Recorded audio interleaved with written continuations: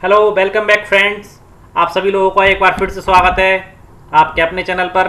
जैसा कि आप सभी लोगों को ध्यान होगा, हम एनसीईआरटी हिस्ट्री क्लास 7th के एमसीक्यूज़ करवा रहे थे, जिसमें हमने अध्याय प्रथम और अध्याय द्वितीय के एमसीक्यूज़ कंप्लीट करवा दिए हैं। आज हम आप सभी लोगों के लिए एनसीईआरटी हिस्ट्री क्लास 7th का तीसरा अध्याय लेकर के आए, जो काफ़ी इंपॉर्टेंट है, अच्छे से पढ़ना है। क्योंकि अभी तक जितने भी यूपीएससी प्री के एग्ज़ाम हुए उनमें क्वेश्चन दिल्ली के सुल्तान या मुगल वंश से ही पूछा गया है, तो ये अध्याय आप लोगों के लिए काफ़ी इंपॉर्टेंट होने वाला है। ओके दोस्तों, क्वेश्चंस प्रारंभ करने से पहले आप लोगों से एक रिक्वेस्ट है कि ज़्यादा से ज़्यादा लोगों को जोड़ें, ज़्यादा से ज़्यादा लोगों को लिंक शेयर करें, क्योंकि हिंदी माध्यम के छात्रों को यूपीएससी की तैयारी करने के लिए कंटेंट नहीं मिल पाता है, अच्छी तैयारी नहीं कर पाते हैं। तो हम आप लोगों को हिंदी माध्यम में यूपीएससी की तैयारी करवा रहे हैं, तो उन लोगों को शेयर करें जिससे कि और लोग तैयारी अपनी बेहतर तरीके से कर सकें। आगे बढ़ते हैं दोस्तों। यहाँ देखिए दोस्तों, अपना पहला क्वेश्चन, कौन सा नगर 12वीं शताब्दी में बना। देखिए दोस्तों, कौन सा नगर 12वीं शताब्दी में बना। अब देखिए 7वीं शताब्दी से लेकर के 12वीं शताब्दी, इसका हम अध्याय सेकंड में अध्ययन कर चुके हैं। अब देखिए उस टाइम पे प्रमुख नगर क्या था, कन्नौज था। अब कौन सा नगर बना उसके विषय पूछ रहा है। कौन सा नगर 12वीं शताब्दी में बना, कन्नौज, दिल्ली, तमिलनाडु, उपरोक्त सभी। तो दोस्तों जो इसका जो आंसर है आपका वो है दिल्ली, क्योंकि कन्नौज पहले ही था और उसके कारण त्रिपक्षीय संघर्ष भी हुआ था, जो आपके 3 पक्षों के बीच में हुआ था, जिसके अंदर गुर्जर प्रतिहार, राष्ट्रकूट और पाल थे। आपके पहले प्रश्न का उत्तर दिल्ली है। अगला प्रश्न देखिए, दिल्ली वाणिज्य यानी कि व्यापारिक, दिल्ली वाणिज्य का महत्वपूर्ण केंद्र किन शासकों के समय बनी थी। यानी दिल्ली जो है व्यापार का महत्वपूर्ण केंद्र किन शासकों के समय में बनी थी। पहला तोमर, चौहान, गुलाम और खिलजी। तो दोस्तों आप लोगों को बता देते हैं, दिल्ली जो है आपकी व्यापार का महत्वपूर्ण केंद्र आपके तोमर और चौहान दोनों की शासनकाल के मध्य में बनी थी। किसके, तोमर और चौहान। यानी कि अगर ऑप्शन आ जाए तो आपके दोनों ही आंसर सही होंगे। तोमर और चौहान दोनों के शासनकालों के टाइम पर दिल्ली वाणिज्य का महत्वपूर्ण केंद्र बन गई थी। अब देखिए एक महत्वपूर्ण जानकारी आप लोगों को दे देते हैं। दिल्ली पर पहले तोमर वंश का शासन था और तोमर वंश ने वहाँ पर अपनी राजधानी बनाई थी, तोमरों में अनंगपाल तोमर। फिर उसके बाद चौहान वंश, यानी कि 12वीं सदी के मध्य में अजमेर के चौहानों ने तोमरों को परास्त कर दिया और दिल्ली पर अपना शासनभार स्थापित कर लिया। ओके दोस्तों, अगला प्रश्न है, दहलीवाल किसे कहते हैं। दिल्ली में निर्मित दीवार को, सिक्कों को, योद्धा को, तोमरों को। तो दोस्तों दहलीवाल सिक्कों को कहते हैं। देखिए दोस्तों, और ये सिक्के किसके समय में चला करते थे वो भी आप लोग जान लीजिए। ये जो सिक्के हैं तोमरों और चौहानों के टाइम के थे, यानी कि दहलीवाल कहे जाने वाले सिक्के वहाँ ढाले जाते थे, जो काफ़ी प्रचलन में थे। क्या था, काफ़ी प्रचलन में थे सिक्के। आगे देखते हैं दोस्तों, अपना इन प्रश्नों की व्याख्या देख लेते हैं। तोमरों को चौहानों ने पराजित करके दिल्ली को हथिया लिया। ओके दोस्तों, 12वीं शताब्दी के मध्य में तोमर और चौहानों के राज्यकाल में ही दिल्ली वाणिज्य की प्रमुख केंद्र बन गया था, यानी व्यापार का प्रमुख केंद्र बन गया था। किसके समय में बन गया था, यानी कि अभी तक मुस्लिमों का आगमन हुआ नहीं था भारत पर, दिल्ली में। और दोस्तों प्रमुख केंद्र बनने का कारण क्या है कि इंडिया का नक्शा कुछ इस टाइप का है।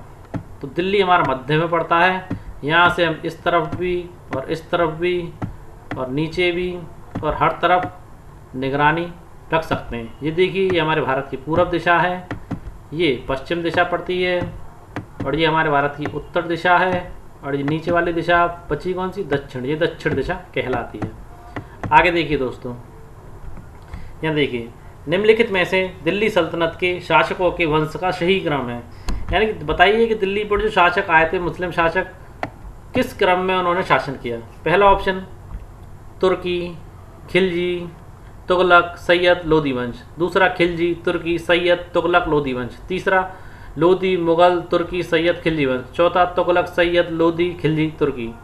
तो दोस्तों आपका पहला ऑप्शन यहाँ पर सही है। सबसे पहले आने वाले वंश में तुर्की वंश था। तुर्की वंश में यानी कि मोहम्मद गौरी आया था, जिसने पृथ्वीराज चौहान को पराजित किया था और उसने कुतुबुद्दीन ऐबक को भारत का शासक बनाया। तो गुलाम वंश भी कहा जाता है उसे, गुलाम वंश। उसके बाद खिलजी आया, उसके बाद तुगलक आया, फिर सैयद वंश आया और एंड में लास्ट में लोधी वंश रहा। इब्राहिम लोधी को हराने के बाद बाबर हिंदुस्तान का शासक बन गया था। अगला प्रश्न देखिए, दिल्ली सल्तनत के पहले सुल्तान। अभी आपको बताया कुतुबुद्दीन ऐबक को शासक बनाया था मोहम्मद गौरी ने, जो कि उनका एक गुलाम था। ठीक है दोस्तों, दिल्ली सल्तनत के सुल्तान कुतुबुद्दीन ऐबक ने दिल्ली पर कब से कब तक राज किया? तो दोस्तों इनका जो शासन का समय 1206 से 1210, 1210 से 1236, 1236 से 1240, 1266 से 1287। तो देखिए दोस्तों यहाँ पर आपका पहला ऑप्शन सही है, कुतुबुद्दीन ऐबक ने 1206 से 1210 तक शासन किया था। अगला प्रश्न देखते हैं, दिल्ली सल्तनत पर राज करने वाले खिलजी वंश। देखिए कुतुबुद्दीन ऐबक यानी कि गुलाम वंश जब खत्म हुआ उसके बाद खिलजी वंश प्रारंभ हुआ, तो ऊपर हम यहाँ पर आपको बता भी चुके हैं। तो देखिए सल्तनत काल पर राज करने वाले खिलजी वंश के शासकों में जलालुद्दीन खिलजी ने कब से कब तक राज किया? 1290 से 1296। तो दोस्तों आपका पहला ही ऑप्शन सही है, जो जलालुद्दीन खिलजी थे। खाली खिलजी वंश के दो महत्वपूर्ण शासक हुए, जलालुद्दीन खिलजी और अलाउद्दीन खिलजी। तो जलालुद्दीन खिलजी ने 1290 से 1296 तक दिल्ली पर राज किया था। अब देखिए आपको हम थोड़ी सी व्याख्या कर देते हैं, यानी कि गुलाम वंश या तुर्की वंश और खिलजी वंश के जो प्रमुख शासक रहे थे उनके विषय में और आपको बता देते हैं। देखिए तुर्की शासन या गुलाम वंश, इनका समय 1206 से 1290 माना जाता है। खिलजी वंश का समय 1290 से 1320 माना जाता है। उसके बाद तुगलक वंश का समय 1320 से 1414 माना जाता है। उसके बाद सैयद वंश का समय 1414 से 1451 तक माना जाता है। लोधी वंश जो सल्तनत काल का आखिरी वंश था आपका, उसका जो समय 1251 से 1526 माना जाता है। ओके दोस्तों, अब देखिए गुलाम वंश का प्रमुख शासक जो था, यानी कि पहला शासक कुतुबुद्दीन ऐबक, उसके बारे में हमने प्रश्न के माध्यम से बता दिया था। व्याख्या में उसके आगे के शासकों की बताते हैं। गुलाम वंश व तुर्की शासक शमशुद्दीन इल्तुतमिश का शासनकाल 1210 से 1236 तक। उसके बाद उनकी पुत्री जो थी, इल्तुतमिश की पुत्री कौन थी? रजिया सुल्ताना। रजिया सुल्तान का शासनकाल 1236 से 1240 तक। उसके बाद गयासुद्दीन बलबन का शासनकाल 1266 से लेकर 1287 तक। ओके दोस्तों, यहाँ तक इनका शासनकाल रहा था। अब देखिए व्याख्या, खिलजी वंश में जलालुद्दीन खिलजी के बाद किसका शासनभार रहा वो बताते हैं आपको। देखिए जलालुद्दीन खिलजी का शासनकाल 1290 से 1296 तक, और अलाउद्दीन खिलजी का शासनकाल 1296 से 1316 तक रहा। कहाँ कब तक रहा? 1296 से 1316 तक। उसके बाद दोस्तों आपको जो चौथा वंश है सैयद वंश, उसका शासनकाल काफ़ी कम रहा था, और लोधी वंश का भी काफ़ी कम रहा था, तो वो भी आपको यहाँ पर बता दे रहे हैं। देखिए सैयद वंश के खिज्र खान कौन थे? खिज्र खान का शासनकाल 14 से 1421 तक, और लोधी वंश के बहलोल लोधी का शासनकाल आपका 1451 से 1489 तक रहा। ओके दोस्तों, आगे बढ़ते हैं। देखिए दिल्ली सल्तनत पर राज करने वाले तुगलक वंश, कौन सा वंश आ गया आपका? तुगलक वंश। तुगलक वंश के शासकों में गयासुद्दीन तुगलक ने कब से कब तक दिल्ली पर राज किया? दोस्तों आप लोगों को बता देते हैं, गयासुद्दीन तुगलक जी ने हमारे 1320 से 1324 तक राज किया था। कब से कब तक? 1320 से 1324 तक। ओके दोस्तों, आगे देखते हैं। दिल्ली सल्तनत के सुल्तानों के बारे में जानकारी देने वाले स्रोतों के माध्यम, दोबारा देखते हैं। दिल्ली सल्तनत के सुल्तानों के बारे में जानकारी देने वाले स्रोतों के संदर्भ में निम्नलिखित कथनों में से कौन सा कथन सही नहीं है? पहला, इनके बारे में अभिलेख, सिक्कों और स्थापत्य यानी भवन निर्माण कला के माध्यम से काफ़ी जानकारी मिलती है। बिल्कुल सत्य बात है। सबसे ज़्यादा महत्वपूर्ण जानकारी वे इतिहास, तारीख व तवारीख हैं। देखिए दोस्तों, तवारीख जो है वो कवियों, दरबारियों और काफ़ी महत्वपूर्ण लोगों द्वारा लिखी जाती थी, जो इतिहास का स्रोत हुए हैं। तो ये पॉइंट भी आपका सही है। वैसे अगर हिंदी के माध्यम से देखा जाए तो तारीख का जो बहुवचन है ना, वो आपका तवारीख है। ओके दोस्तों, ये दोनों सुल्तानों के शासनकाल में प्रशासन की फारसी भाषा में लिखे गए। कौन? तारीख और तवारीख कौन सी भाषा में लिखे गए? फारसी। सुल्तनत काल की भाषा कौन सी थी दोस्तों? फारसी। एक क्वेश्चन आपका यहाँ भी क्लियर हो रहा है, सुल्तनत काल की भाषा कौन सी थी? आपकी प्रशासन की भाषा फारसी थी। देखिए तवारीख कवियों और दरबारियों जैसे सुरक्षित व्यक्तियों द्वारा ना लिखी जाकर सामान्य व्यक्तियों द्वारा लिखी जाती है। दोस्तों ये चीज़ गलत है, ये विशिष्ट लोगों ही द्वारा लिखी जाती थी, जैसे कवियों हुआ और दरबारियों हुआ, और सुशिक्षित यानी कि अच्छे पढ़े लिखे व्यक्तियों द्वारा लिखी जाती थी। यानी कि आपका चौथा पॉइंट यहाँ पर गलत है। आगे देखते हैं। देखिए पांडुलिपि, पांडुलिपि को तैयार करने के लिए बताए गए 4 चरणों में से नीचे वर्णित विकल्पों में से कौन सा विकल्प सही नहीं? कागज़ तैयार करना, बिल्कुल सही बात है। पांडुलिपि जब भी तैयार की जाएगी जब कागज़ होगा। पहले तो ताम्रपत्र पर पांडुलिपियाँ लिखी जाती थी, फिर धीरे धीरे कागज़ प्रचलन में आ गए तो कागज़ पर लिखी जाने लगी। कागज़ पर लिखने के लिए सबसे पहले कागज़ का तैयार होना आवश्यकता। तो पहला बिंदु तो ये था कि कागज़ तैयार करना, कागज़ के बाद उस पर लेखन कार्य करना, फिर महत्वपूर्ण शब्दों और अनुच्छेदों की ओर से की ओर ध्यान आकर्षित करने के लिए सोने को पिघलाकर उसका प्रयोग करना। सोने से लिखा जाता था, कलम में सोने की इंक को भर करके, क्योंकि सोना जो है आपका प्योर सोने से तो आपके आजकल जेवरात भी नहीं बन सकते, उसके अंदर तांबा और बाकी की धातुएं मिलाई जाती हैं, क्योंकि सोना तरल अवस्था में होता है। ओके दोस्तों, देखिए अगला पॉइंट आपका पुस्तक का संरक्षण करना। देखिए ये पॉइंट आपका गलत है। जब अपन उसको लिख लेते थे सोने की कलम से, उनको लिख लिया जाता था, तो उनका उस पर क्या होता था, जल्द चढ़ाई जाती थी। देखिए पहले में कागज़ बनाया जा रहा है, दूसरे में देखिए लेखन कार्य किया जा रहा है, तीसरे में सोने को गला करके बनाया जा रहा है कलम में डाल करके लिखने योग्य, और चौथे में जल्द चढ़ाई जा रही है। देख रहे होंगे आप। ओके दोस्तों, आगे बढ़ते हैं। आगे देखिए, दिल्ली सल्तनत के काल के तवारीख के लेखकों के संदर्भ में निम्नलिखित कथनों में से कौन सा सही नहीं है। देखिए तवारीख के लेखक गांव में रहते थे एवं शासकों को प्रशासन संबंधी सलाह देते थे।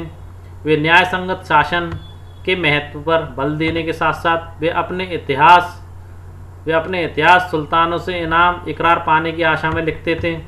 तीसरा, लेखक अक्सर शासकों को जन्म सिद्ध अधिकार और लिंग भेद पर आधारित आदर्श समाज व्यवस्था बनाए रखने की सलाह देते थे। प्राय उनके विचारों से लोग सहमत नहीं होते थे। देखिए दोस्तों, तवारीख के लेखक गांव में रहते थे, ये चीज़ गलत है दोस्तों। तवारीख के लेखक सुशिक्षित लोग होते थे और ऊंचे ओहदे पे बैठे हुए लोग होते थे। वो गाँव में तो रह ही नहीं सकते थे, वो शहरों में रहते थे। देखिए, एवं शासकों को प्रशासन संबंधी सलाह देते थे, ये बात सही है, मगर रहने वाले शहरों के थे। वे न्याय संगत न्याय के महत्व पर बल देने के साथ साथ देते थे साहब, न्याय संगत शासन के महत्व पर बल देते थे। और देखिए अपना जो इतिहास लिखते थे वो इनाम और इकराम पाने के लिए लिखते थे। अक्सर लेखक शासकों को जन्म सिद्ध अधिकार और लिंग मतभेद पर आधारित आदर्श समाज व्यवस्था बनाए रखने की सलाह देते थे। देखिए दोस्तों, मुस्लिम कानून जो उसमें जन्म सिद्ध अधिकार नहीं होता है, परंतु जो तवारीख है उसके जो लेखक हैं वो जन्म सिद्ध अधिकार और लिंग भेद पर आधारित आदर्श समाज बनाए रखने की सलाह देते थे। इसी कारण उनके विचारों से लोग सहमत नहीं थे। ओके दोस्तों, यानी कि आपके सारे पॉइंट सही हैं, पहला पॉइंट गलत है। मुस्लिम लॉ में जन्म सिद्ध अधिकार नहीं होता है, ये बात आप लोग जान लीजिए। हमारे हिंदू लॉ में जन्म सिद्ध अधिकार होता है, अगर बच्चे माँ के गर्भ में भी आ गया तो उसका भी अधिकार है। जबकि मुस्लिम लॉ में जस्ट का उल्टा है, पिता के जीवित रहते संतान का कोई हक नहीं होता, क्योंकि मुस्लिम लॉ में जन्म सिद्ध अधिकार है ही नहीं है, बर्थ राइट का कोई रूल ही नहीं है। जब हम लॉ पढ़ाएंगे तब आपको इसके विषय में अच्छे से और बताएंगे। आगे देखिए, भारत की पहली महिला शासक रजिया सुल्तान के विषय में मिन्हाज ए सिराज के विचारों के संदर्भ में निम्नलिखित कथनों पर विचार कीजिए। पहला, उनका सोचना था ईश्वर ने जो आदर्श समाज व्यवस्था बनाई उसके अनुसार स्त्रियों को पुरुषों के अधीन होना चाहिए, और रानी का शासन इस व्यवस्था के विरुद्ध जाता था। किसके बारे में बात कर रहे हैं? रजिया सुल्ताना के बारे में। देखिए, रानी अपने सभी भाइयों से योग्य एवं सक्षम थी, फिर भी उन्हें एक शासक के रूप में मान्यता नहीं दे पा रहा था। कौन नहीं दे पा रहा था? मिन्हाज ए सिराज। अगला देखिए, उन्होंने कहा कि खुदा की रचना के खाते में उसका ब्यौरा चूंकि मर्दों की सूची में नहीं आता, इसलिए इतनी शानदार खूबियों से भी उसे हासिल क्या हुआ। सारी पंक्तियाँ मिन्हाज ए सिराज की हैं और ये सारी पंक्तियाँ सही हैं। तो देखिए यहाँ पर आपका जो उत्तर है उपरोक्त सभी विकल्प सही हैं। आगे बढ़ते हैं। दिल्ली सल्तनत के अंतर्गत गैरिसन शहर का निर्माण किसके लिए किया जाता था? तो दोस्तों, गैरिसन शब्द का अर्थ समझ लीजिए, रक्षक सैनिकों की टुकड़ियों के रहने के लिए बने मजबूत किलेबंद शहर, अपनी प्रजा की रक्षा के लिए बनाया हुआ शहर, विदेशी व्यापारियों के रहने खाने पीने और मनोरंजन के लिए, राजस्व के रूप में प्राप्त अनाजों को इकट्ठा करने के लिए। तो दोस्तों यहाँ पर आपके सारे ऑप्शन गलत हैं, ओनली एक ऑप्शन सही है। जो गैरिसन बनते थे वो सैनिकों की टुकड़ियों के लिए बनते थे, उनकी सुरक्षा के लिए मजबूत किलेबंद शहर होते थे। ओके दोस्तों, आगे देखिए, दिल्ली सल्तनत का वो कौन सा शासक था जिसने अपने सैन्य अभियान में मालवा के मांडू से लेकर देवगिरी, द्वार समुद्र तथा मदुरई एवं तंजावुर जैसे सुदूर दक्षिण भारत के राज्यों तक को विजित किया? उसका नाम था दोस्तों गयासुद्दीन तुगलक। ये हमने लास्ट मैप लगाया, वहाँ से भी आप लोगों को कंफर्म करवा देंगे। आगे देखिए दोस्तों, कुव्वत अल इस्लाम मस्जिद के संदर्भ में निम्नलिखित कथनों पर विचार कीजिए। 12वीं सदी में दिल्ली के सुल्तानों द्वारा बनाई गई यह मस्जिद सुल्तानों द्वारा बनाए गए सबसे पहले शहर दहली कोहाना यानी पुराना दिल्ली में है। देखिए, इस मस्जिद का विस्तार इल्तुतमिश और अलाउद्दीन खिलजी ने करवाया था। तो दोस्तों आपके दोनों पॉइंट ही सही हैं। एक इम्पोर्टेंट बात इस मस्जिद के साथ आपको बता देते हैं, वैसे तो इसका चित्र हमने पीछे लगाया हुआ, लास्ट में आपको दिखा देंगे। देखिए, इस मस्जिद के विषय में ऐसा कहा जाता है कि जैन मंदिरों के मलबे से इस मस्जिद को निर्मित किया गया है, जबकि ऐसा कुछ भी नहीं है। इसकी ऑथेंटिक जानकारी आपके गूगल विकीपीडिया पर भी नहीं है। गूगल विकीपीडिया भी इस चीज़ की जानकारी मांगने के लिए जनता से कहता है कि अगर आपके पास कोई ऑथेंटिक जानकारी है तो दीजिए। ये एक भ्रम है जो कि हमारे समाज में सांप्रदायिक दंगों को फैलाने के लिए फैलाया जा रहा है। ये सरासर गलत है, ऐसा कोई ऑथेंटिक प्रूफ आज तक नहीं मिला है। और देखिए ये मस्जिद जो है ये कुतुब मीनार के पास स्थित है, जो कि खुर्द-बुर्द अवस्था में, इसकी छत वगैरह सब कुछ खत्म हो चुकी है। इसके चित्र से आप लोग देख लेंगे। आगे देखिए, बेगमपुरी मस्जिद का निर्माण किसने करवाया था? बलबन, मोहम्मद तुगलक, अलाउद्दीन खिलजी, बहलोल लोदी। तो दोस्तों आप लोगों को ये पता होना चाहिए कि बेगमपुरी मस्जिद का निर्माण आपको मोहम्मद तुगलक ने करवाया था। किसने करवाया था? मोहम्मद तुगलक ने। देखिए मोहम्मद तुगलक के शासनकाल में इसका निर्माण हुआ था। इनकी दिल्ली में नई राजधानी जहानाबाद, जिसे विश्व की शरण स्थली के नाम से जाना जाता है, कि मुख्य मस्जिद के तौर पर बनवाई गई थी। ओके दोस्तों, जहानाबाद की मुख्य मस्जिद के तौर पर यह बनवाई गई थी। किसने बनवाई थी? मोहम्मद तुगलक ने। कौन सी मस्जिद? बेगमपुरी मस्जिद। आगे देखिए, मोट की मस्जिद किसके शासनकाल में बनी थी? कुतुबुद्दीन ऐबक, अलाउद्दीन खिलजी, सिकंदर लोदी या बाबर। तो दोस्तों मोट की मस्जिद जो थी सिकंदर लोदी के शासनकाल में बनी थी, परंतु इसका निर्माण सिकंदर लोदी द्वारा नहीं करवाया गया था, बल्कि सिकंदर लोदी के मंत्री द्वारा करवाया गया था। ओके दोस्तों, आगे देखिए, मस्जिद शब्द से निकलने वाले अभिप्रायों के संदर्भ में निम्नलिखित कथनों पर विचार कीजिए। देखिए मस्जिद शब्द का अर्थ पूछा गया है। ये अरबी भाषा का शब्द है, जिसका शाब्दिक अर्थ है ऐसा स्थान जहाँ मुसलमान अल्लाह की आराधना में सजदा करते हैं। सजदा यानी कि घुटनों के बल झुकते हैं, और जैसे हम ढोग लगाते हैं ना मंदिरों में, उसी प्रकार से झुकते हैं, सिर झुका करके सजदा करना। जामा मस्जिद वह मस्जिद होती है जहाँ अनेक मुसलमान एकत्र होकर साथ साथ नमाज पढ़ते हैं। नमाज पढ़ते हैं, कौन सी जगह होती है? जामा मस्जिद।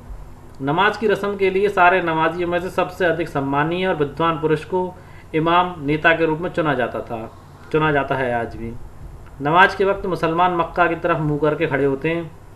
भारत में मक्का पश्चिम की ओर पड़ता है। देखिए कौन सी तरफ है? यह आपका पूरब, तो इस दिशा में पड़ता है। मक्का की ओर दिशा को किबला कहते हैं। क्या कहते हैं? किबला। तो देखिए दोस्तों सारे ही पॉइंट सही है जहाँ तक है, तो आपका यहाँ पर पहला, दूसरा, तीसरा, चौथा सभी सही हैं। आगे बढ़ते हैं। दिल्ली सल्तनत के अंतर्गत बंदगा शब्द किसके लिए प्रयोग किया जाता है? तो दोस्तों बता देते हैं, बंदगा शब्द आपको गुलामों के लिए प्रयुक्त किया जाता है, और ऐसा कहा जाता है बड़ी किस्मत से ही आपको गुलाम मिलते हैं, स्वामी भक्त गुलाम मिलते हैं। ओके दोस्तों, अगला देखिए, सुल्तान मोहम्मद तुगलक ने निम्न वर्ग के लोगों में से जिनको अधिकारी बनाया। उस टाइम पर परंपरा थी, अपने उत्तराधिकारियों को शासक नहीं बनाया जाता था, उन्हें अधिकारी नहीं बनाया जाता था, बल्कि गुलामों के दल को अधिकारी बनाया जाता था।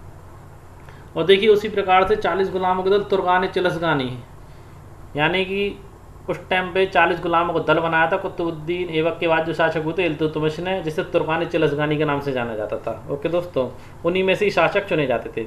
अब देखिए सुल्तान मोहम्मद तुगलक ने निम्न वर्ग के लोगों में से अधिकारी बनाए थे, उनकी सूची पूछ रहा है। देखिए शराब बनाने वाला और बेचने वाला, इसको भी इन्होंने अधिकारी बना दिया गया था, उसका नाम पूछ रहा है। तो देखिए शराब बनाने वाला और बेचने वाला कौन था? अजीज़ खुम्मार नामक कलाल था, उसे इन्होंने अधिकारी बना दिया था। हज्जाम और नाई कौन था? फिरुज जो था एक हज्जाम और नाई था, जिसे इनको मोहम्मद तुगलक ने अधिकारी बना दिया गया था। देखिए बावर्ची कौन था? मनखा तब्बाक जो था बावर्ची था, उसे भी अधिकारी बना दिया था। माली जो था गड्ढा और पीरा, इसको भी इन्होंने अधिकारी बना दिया था। दोस्तों मोहम्मद तुगलक की अर्थव्यवस्था पूरी तरीके से फेल हो गई थी। ओके दोस्तों, ऑप्शन देखते हैं कौन सा ऑप्शन सही है। पहले का दूसरा, दूसरे का तीसरा, तीसरे का चौथा, पहले का पहला, तो आपका तो ऑप्शन भी सही है। आगे देखते हैं। ये देखिए दोस्तों, सुल्तान मोहम्मद तुगलक के अधिकारी जनों के विषय में इतिहासकार जियाउद्दीन बरनी ने क्या कहा कि संदर्भ में निम्नलिखित कथनों में से कौन सा सही नहीं है? तो देखिए जियाउद्दीन बरनी ने कहा कि जो आम लोगों को, हज्जाम को, बावर्ची को और मालियों को इनको अधिकारी बना दिया, तो एक इतिहासकार है जियाउद्दीन बरनी, उन्होंने कहा कि इन नियुक्तियों का उल्लेख सुल्तान की राजनीतिक कुशलता के रूप में किया है। नहीं, उन्होंने कहा था राजनीतिक अकुशलता थी, ना कि कुशलता। देखिए इन्होंने इन नियुक्तियों को शासन के लिए अक्षमता के रूप में माना है। बिल्कुल पॉइंट सही है आपका, यानी कि आपका दूसरा ऑप्शन सही है और पहला गलत। देखिए सल्तनत काल में इक्ता किसे कहा जाता था? सेना नायकों को भिन्न भिन्न आकार के इलाकों के सूबेदार के रूप में नियुक्त किया जाना, इन इलाकों को संभालने वाले अधिकारी। तो दोस्तों आपके दोनों ही पॉइंट यहाँ पर सही हैं।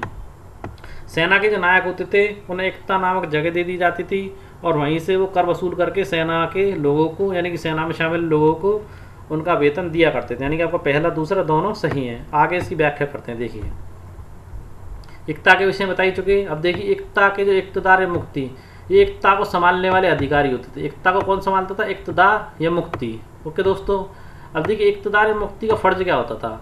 सैनिक अभियानों का नेतृत्व करना, एकता में कानून व्यवस्था बनाए रखना, सैनिक सेवाओं के बदले राजस्व वसूली करना और उससे अपने सैनिकों को वेतन देना। यानी कि जो एकता नामक क्षेत्र दिया जाता था, वहाँ से लोग कर वसूल करते थे और उसी कर वसूली से ही इस सैनिकों को वेतन दिया करते थे।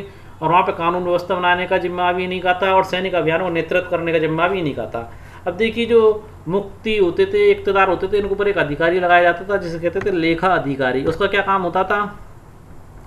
मुक्ति लोगों द्वारा एकत्र किए गए राजस्व की हिसाब लेना, राजस्व की रकम का हिसाब लेना और ये ध्यान रखना कि मुक्ति राजस्व द्वारा निर्धारित कर ही वसूल करे और संख्या से ज़्यादा सैनिक ना रखे। आगे देखते हैं।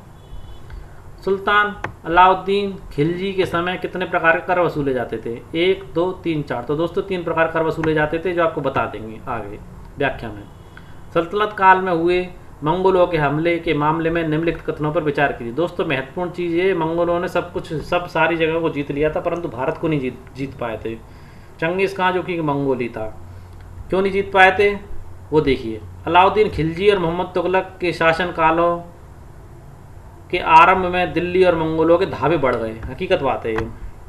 दिल्ली पर 2 बार 1299 और 1300 और 1302 और 1303 के बीच में 2 बार हमले हुए, जिनका सामना करने के लिए खिलजी ने एक विशाल स्थानीय सेना खड़ी करी। तो दोस्तों सेना विदेशी या दूसरी जगह पर होती तो उसे बुलाने में भी टाइम लग जाता, और जबकि हमले जब होते थे तो हैंड टू हैंड सेना की आवश्यकता होती थी। उसने स्थानीय विशाल सेना खड़ी करी थी। किसने खड़ी करी थी? अलाउद्दीन खिलजी। अलाउद्दीन खिलजी के विषय में जो पद्मावत पिक्चर में दिखाया गया है उससे उलट एक किस्सा ये भी है कि इन्होंने मंगोलों को कभी भारत पर आक्रमण ही नहीं करने दिया, जो कि मंगोल जो कि बहुत ही ज़्यादा बर्बर पड़ जाती थी, जिसने सब जगह पर जाकर के तहस नहस और तबाही मचाई थी। ओके दोस्तों, इन सैनिकों को खिलजी ने एकता के स्थान पर सीधा वेतन देना प्रारंभ किया। देखिए ये भी बिल्कुल सही बात है आपकी। अब देखिए, खिलजी सैनिकों के एकता के स्थान पर टोकन देना प्रारंभ कर दिया। नहीं दोस्तों, ये चीज़ गलत है। एकता के स्थान पर टोकन देना प्रारंभ आपको मोहम्मद तुगलक ने किया था, क्योंकि मोहम्मद तुगलक के समय पर भी मंगोलों का आक्रमण हुआ था जिसका उन्होंने सफल प्रतिरोध किया था। आगे देखते हैं व्याख्या में इसकी में। देखिए, खिलजी के समय 3 प्रकार के कर वसूले जाते थे।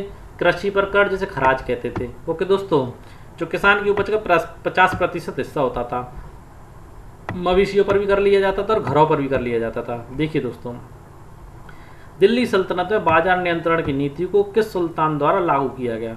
दोस्तों इन्होंने, अलाउद्दीन खिलजी ने एक बड़ी विशाल स्थानीय सेना बनाई और उस टाइम तो एकता में जो मुक्ति होते थे वो वेतन देते थे, है ना दोस्तों। पर इन्होंने क्या करा कि डायरेक्ट वेतन जो है पैसे के रूप में देना चालू कर दिया। अब पैसे के रूप में देना चालू कर दिया तो व्यापारी जो सामान खरीदते थे उन्हें डर था कि व्यापारी उस सामान की रेट ना बढ़ा दें, तो इसलिए उन्होंने बाजार नियंत्रण की नीति बनाई। जो व्यापारी ज़्यादा में सामान देते थे उन्हें दंडित किया जाता था। तो किसने कराया ऐसा? तो दिल्ली सल्तनत में बाजार नियंत्रण की नीति को किस सुल्तान द्वारा लागू किया गया? अलाउद्दीन खिलजी द्वारा लागू किया गया था। ओके दोस्तों, सीरी नगर के संदर्भ में कौन सा कथन सही नहीं है? मंगोल आक्रमण के समय अलाउद्दीन खिलजी ने अपने सैनिकों के लिए सीरी नामक नया गैरिसन शहर बसाया। यह शहर चारों तरफ से दीवारों से घिरा था। दिल्ली को खाली करवाकर वहाँ सैनिक छावनी बनवा दी। दोस्तों ये भी सही है आपका और ये भी सही है, मात्र ये सही नहीं है, क्योंकि दिल्ली को खाली करवाकर सैनिक छावनी बनाने का कार्य मोहम्मद तुगलक ने किया था। ओके दोस्तों, यानी कि इसमें से आपका पहला और दूसरा सही है।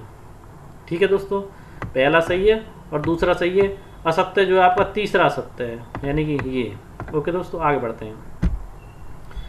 दिल्ली सल्तनत के संदर्भ में निम्नलिखित कथनों में से कौन सा ऐसे कथन सही नहीं है? मोहम्मद तुगलक अपने सैनिकों को नगद वेतन देता था। दोस्तों नगद वेतन देने लग गया था ये भी, लेकिन कीमतों पर नियंत्रण करने की जगह उसने टोकन यानी सांकेतिक मुद्रा चलाई। मोहम्मद तुगलक द्वारा चलाई गई सांकेतिक मुद्रा धातु की नहीं होती थी, लेकिन सोने एवं चांदी की ना होकर सस्ती धातु की होती थी। ओके दोस्तों, इसके दोनों ही पॉइंट सही हैं। टोकन देने लग गया था वो, और परंतु उसकी मुद्रा धातु की नहीं होती थी, सस्ती मुद्रा की होती थी, जिस प्रकार से आज की हमारी मुद्राएं होती हैं। परंतु उस समय के लोग बहुत चालाक थे, वो कर के रूप में ऐसी सस्ती मुद्रा को जमा कराया करते थे और उन्होंने कभी इस मुद्रा को स्वीकार ही नहीं किया था। ओके दोस्तों, अगला प्रश्न देखते हैं। मोहम्मद तुगलक के शासनकाल में हुए मंगोल आक्रमण के संदर्भ में निम्नलिखित कथनों पर विचार कीजिए। इनके शासन के प्रारंभिक वर्षों में सल्तनत पर हमला हुआ और मंगोल सेना परास्त हो गई। बिल्कुल सही बात है, मंगोल सेना को परास्त कर दिया था, क्योंकि इन्होंने भी बहुत बड़ी विशाल सेना एकत्रित की थी। सैनिकों के लिए गैरिसन शहर बनाने के लिए उसने दिल्ली के 4 शहरों में से सबसे पुराने शहर दहली कुहना को निवासियों से खाली करवा कर वहाँ सैनिक छावनी बना दी। यह अभी थोड़ी देर पहले हमने आपको बताया। और निवासियों को दक्षिण में बनी नई राजधानी दौलताबाद भेज दिया। कहाँ भेजा था? दौलताबाद। तो दोस्तों आपका पहला और दूसरा विकल्प दोनों सही है। आगे देखते हैं दोस्तों, सल्तनत के इतिहास में पहली बार किस दिल्ली सुल्तान ने मंगोल इलाके को फतेह करने की योजना बनाई थी? दोस्तों इनका प्रशासन पूरी तरह से विफल रहा था आपका मोहम्मद तुगलक का, परंतु इसी बीच हम लोग ये भूल जाते हैं कि हिंदुस्तान का पहला ऐसा सुल्तान था जिसने आपके मंगोल इलाके को फतेह करने की योजना बनाई थी। इसलिए क्वेश्चन इंपॉर्टेंट होता है और आ भी सकता है। वो आपका मोहम्मद तुगलक था। योजना इसकी असफल रही, वो चीज़ एक अलग थी, परंतु आक्रामक रुख अपनाया और एक बड़ी सेना इन्होंने एकत्रित की थी और मंगोल इलाके को फतेह करने की योजना भी बनाई थी। आगे देखते हैं, शेरशाह सूरी के संबंध में निम्नलिखित कथनों पर विचार कीजिए। देखिए, इन्होंने बिहार में अपने चाचा के छोटे से इलाके से अपना प्रबंधन प्रारंभ किया था। बिल्कुल सही बात है। इन्होंने हुमायूं जो भारत का शासक था, मुगल वंश का दूसरा शासक था, चौसा के युद्ध में 1540 में पराजित किया और 1555 से 1556 के युद्ध में भी इसने मुगलों को पराजित किया था। इन्होंने मात्र 15 साल शासन किया, 1540 से 1555। तो दोस्तों इसके सभी विकल्प सही हैं। शेरशाह सूरी जीता, ये स्वयं शासक बना था, अफगान का था दोस्तों, और हुमायूं की सेना में कार्य भी कर चुका था और हुमायूं के विरुद्ध इसने युद्ध भी लड़े थे। ग्रांड ट्रंक रोड का निर्माण शेरशाह सूरी द्वारा ही करवाया गया था। आगे देखते हैं दोस्तों, देखिए यह अलाउद्दीन खिलजी के दक्षिण अभियान में जो उसने शहर जीते थे, वो दिल्ली, रणथंभौर भी जीत लिया था। चित्तौड़ कब जीता? 1303 में। और वहाँ का शासक किसको बना दिया? अपने पुत्र खिज्र खां को बना दिया और चित्तौड़ का नाम खिजराबाद रख दिया। गुजरात कब जीता? 1299 में। कब जीता था? 1299 में। और देखिए देवगिरी इसने जीत लिया था, देवगिरी जीत लिया था, मांडू भी जीत लिया था। ओके दोस्तों, और इन्होंने कड़ा भी जीत लिया था 1296 में। और वारंगल 1311 में जीत लिया और आपका होयसेल भी जीत लिया 1310 से 1311 में। द्वार समुद्र भी जीत लिया और 1311 में इन्होंने तंजावुर भी जीत लिया, मदुरई और तंजावुर भी। ओके दोस्तों, सैनिक अभियान थे इसके अलाउद्दीन खिलजी के। आगे देखते हैं, यहाँ देखिए ये हमने वो अल्लाह जो मस्जिद हमने बताई थी आपको, उस मस्जिद का चित्र बनाया। ये कुतुब मीनार के पास ही स्थित मस्जिद है। अब इसकी छत सब चीज़ क्षतिग्रस्त हो चुकी है। देखिए 12वीं सदी के आखिरी दशक में बनी कुब्बत अल इस्लाम मस्जिद तथा इसकी मीनार है। यह जामा मस्जिद दिल्ली के सुल्तानों द्वारा बनाया गया सबसे पहले शहर में स्थित है। इतिहास में शहर को दहली कुना पुराना शहर कहा गया है। इस मस्जिद का इल्तुतमिश और अलाउद्दीन खिलजी ने और विस्तार कराया। मीनार 3 सुल्तानों यानी कुतुब मीनार के बारे में बात हो रही है। कुतुब मीनार को 3 सुल्तानों ने कुतुबुद्दीन ऐबक, इल्तुतमिश और फिरोज शाह तुगलक द्वारा बनवाई गई थी। ये कुतुब मीनार है जो कि मस्जिद प्रांगण के पास ही स्थित है। ओके दोस्तों, ये दिल्ली की जामा मस्जिद नहीं, ये उस टाइम की जामा मस्जिद थी। किस टाइम की? सल्तनत काल की, उसके विषय में बात हो रही है। बहुत से लोगों को ऐसे भ्रांति हो जाती है कि जो इस समय जो बात की जा रही है वो दिल्ली की जामा मस्जिद की बात की जा रही है, जबकि दिल्ली की जामा मस्जिद नहीं है। जो वर्तमान में दिल्ली की जामा मस्जिद है उसके विषय में बात ना होकर के इस मस्जिद की बात हो रही है, कुव्वत अल इस्लाम, जो इस टाइम पे छत विछत अवस्था में है, जिसकी छत भी नहीं है। दूसरा देखिए, बेगमपुरी मस्जिद का चित्र हमने लगाया जो मोहम्मद तुगलक के राज्यकाल में बनवाई गई थी।